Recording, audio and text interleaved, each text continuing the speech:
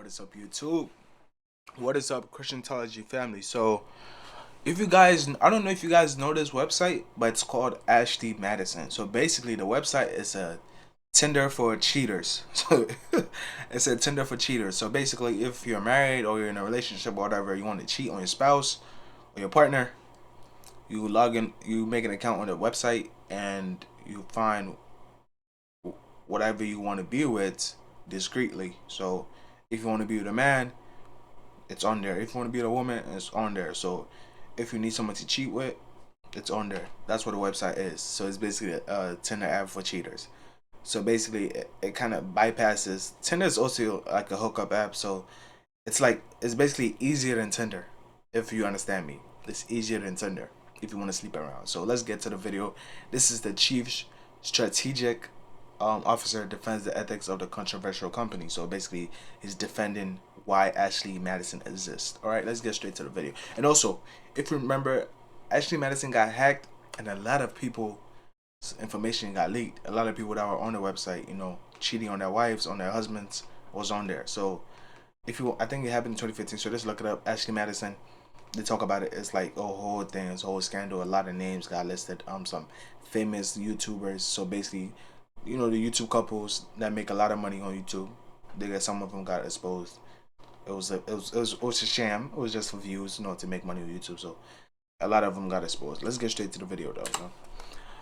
Exposing more than 30 million affairs to the world. I just looked at her and started crying, and I said, my marriage is over.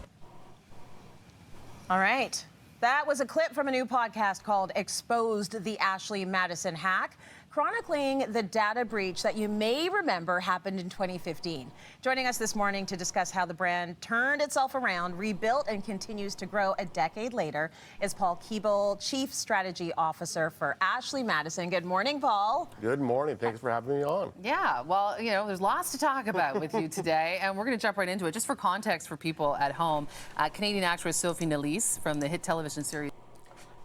One thing I've noticed, this is not part of the topic. It's not even part of the video. But do you guys see something wrong with this image that is on my screen? You guys see the problem? If you don't see it, let me point it out for you. This is a white woman, right? She looks white. Okay, I'm assuming she's white. All right. And this is a black woman right there. Obviously, her skin color is a little bit darker, so she probably is black, or yeah, she probably is black, right?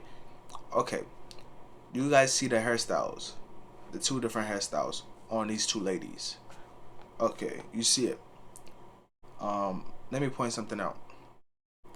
The black lady on the left has the same hair as the white lady on the right. Do you guys see what I'm seeing? Do you guys see what I'm seeing? The black lady on the left has the same hairstyle as the white lady on the right. Especially when black women never grow this hair out of their scalp. And a white woman will never grow a black woman's hair out of her scalp.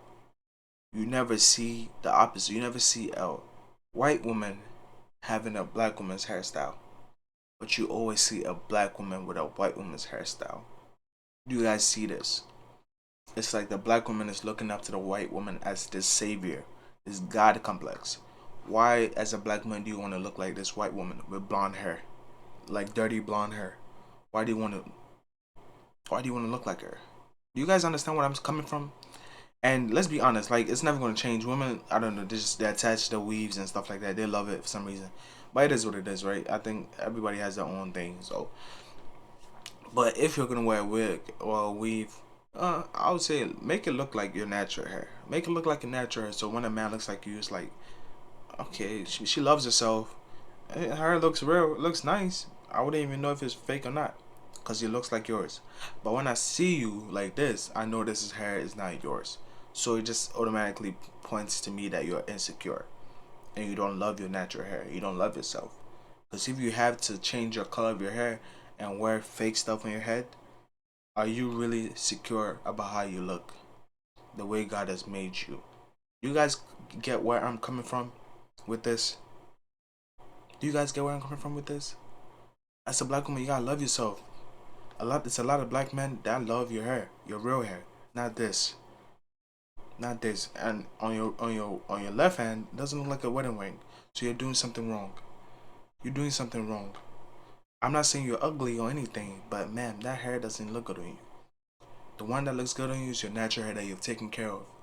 Taking care of your hair takes time. The woman on the right might not take this. She might not take as long as you to get ready with your natural hair, but it doesn't matter. She might take 20 minutes to do her hair. You might have to take 30 or 40 minutes. You have to take that time and do your hair. Don't put this stuff in there and rush out the house because it doesn't look good. I'm sorry, it doesn't look good. It doesn't look good, right? Yellow Jackets. She's actually been on our show before, hosting a podcast called Expose, the Ashley Madison Hack. That podcast does delve into the company's history, the implications of infidelity and society's perspective on affairs. And then new to Netflix now is Ashley Madison's Sex, Lies, and Scandal docuseries. So everybody's talking about it, and including us. We're going to talk about it here today with, Chief Strategy, Mr. Paul, right here on the couch. How does the company feel about these conversations that are happening on Netflix with the podcast? You know, it's really a reflection of about how far we've come since those events in 2015. Every talking head, every pundit said this was the end, the demise of Ashley Madison. And I was there at the time, and I remember saying to some of my colleagues, we can rebuild, we can come back better. We just have to earn the trust of our membership. And it's fascinating to see, the story 10 years on almost through eyes of other people. Because certainly I have my own recollections, but I'm more proud of the work that we've done to rebuild that trust with our members. What would you say to people who say that Ashley Madison is just a site that encourages people to cheat on their partners? I think that's a misnomer or a misunderstanding of the nature of our business, because we could go out and shut down tomorrow and infidelity would not stop. What we're trying to do is help people discover what monogamy means for them. And for those where the traditions of monogamy don't fit, we're going to give them a place to have what we like to say is a successful affair, an undiscovered affair. And in essence, we're helping. Is there a successful affair? Absolutely. We are preserving more marriages. How? Simply because our number one competition is the office space. More often than not, you're going to see people having affairs there. And the risk is you are putting your job on the line, your career, as well as potentially your marriage, because it's a lot harder to hide it in the office space. And we set up Ashley Madison originally to help match the right people with the right opportunity. So two married people who don't know each other outside of each other's work and social circles can meet and fulfill their unmet needs. And it's really important to understand, more importantly, why people are coming to the site. Can meet and have sex. That's all it is. There's no connection being built. It's just lust. Hey, ma'am, let me find you on this app. I know nothing about you. We don't even get along. I don't even think I like you. But I like your body. Your body's banging. Oh, as a man, I don't really like you. You're really stupid, but you have a six pack. You're 6 feet tall. Okay, like, it's just an app for you to just come and have sex. It is. Let's be honest here. There's no need to sugarcoat this, or just make an app to have sex. That's all it is. Right, versus what you think is happening. Why are they coming to the site? And that's interesting because we actually worked with the University of Missouri, a woman named Dr. Alicia Walker, and she studied independently. Why do women come to Ashley Madison and why do men? 80% of the women on the site in her research were in sexless or orgasmless marriages. And so they were looking to fulfill and outsource an intimate need that their spouse or partner was either unwilling or unable to. And the majority of men were coming for emotional validation. They weren't getting that feeling of being wanted and desired. And what society tells us is you can either compromise and not have these things and marriage is not what? Let's be honest here. You're not always gonna have sex in a marriage, okay? Because life happens. You have kids. You have responsibilities that you need to take care of. Why does it have to be the forefront of your marriage? Sex is an amazing thing. It's intimacy. You need it. But why do you need it? Why do you need it so bad that you have to find another woman that could have a disease you could have a baby with? She could kill you. Her boyfriend or husband could kill you. Why would you want to do this to yourself? In my opinion, when you look, let's say your partner can't give you orgasm or whatever. There's a study out there that most women don't need, like, a lot of women say that they want like these type of sizes, men's genitalia or whatever it is. But if you really ask them, they don't even know what size they really want. It's the connection with the man. If they really like you, they enjoy your company, and they respect you, a woman can like just orgasm like this. even by looking at you, kissing you, whatever it is, you know. This is a PG channel, PG-13 channel, so I can't go into details, but